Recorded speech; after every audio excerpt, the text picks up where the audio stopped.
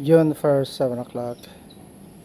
Jerry's SNAT inverter is here to be repaired. So he asked me to order this solar inverter, and that is the model DFHY 4.2 kVA. And these are the specs. So if you want to look at it, it's made in China, so hopefully it'll last. And the solar input is from 40 volts to 450 volts, so it's a wide range of solar inputs. So the other one, the limit is less than 80 volts, so this is much better. You can you can throw in quite a bit of panels at it. Maximum 5,000 watts. That's all that it can take. 5,000 enough for the job. So this is the LiFo battery, the one that I assembled from two separate batteries. This is the one of the watt meter that Jerry asked me to get for him. So I think originally it's broken. I can't remember if I fixed it. I did something to it to make it work again. Can't remember.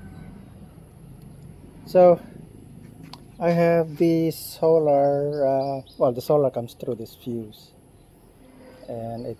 I have also another one of these things that Jerry bought a long time ago. It's a hybrid. It does wind and solar.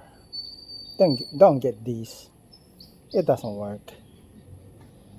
So what's the model? So you don't get it. Oh, it doesn't say. That's the model. So I don't recommend buying them. And I also have in parallel the lead acid. This came from originally from the e-bike. The e-bike broke, so I took the battery. Lead acid, they don't last long. So after several charge cycles, they're dead as a dope. What's the saying? Uh, they're like they're useless lead acids, so they don't last long. 1 year, that's all it takes. They're dead. So the I have a couple of panels upstairs on the roof. So this is two in series. Once I can budget this panel, I'll add more. So that's the couple of panels I have. So as soon as I budget it, I'll put it on that roof over there. Yeah, the the plan here in the Philippines is what you call rolling blackout, with the with people using AC. It's been like several blackouts that's lasting several hours, especially at night when it gets so hot. The house with all of that metal roof, it gets hot inside the house. So yeah, if you can afford the solar, go solar. Reduces your electric bill. If you can't, then sleep outside. That's how it is. So going through the menu, you have the well, escape. Let's see here. I was usually go down, but I go up. So you have, I don't know what the SIG is. I'll look at the manual. So we got solar, and then charging into the well, it's in parallel also at the same time charging the battery, I think, in a way. So PB is 0 watts. Not sure what it means right now. 230 volt output. it, I have the AC on, no load on the AC, so I'm not powering up the house right now. So now it's charging or whatever. Yeah, that's what I mean. I think it's charging or it's low bat. So the PB is at it varies. So it's not so hot right now. So this inverter is in MPPT. So there's some smart in it. So the PB is varying. When it does the MPTT, of course the voltage drops and it doesn't show amps. So there's very little amps.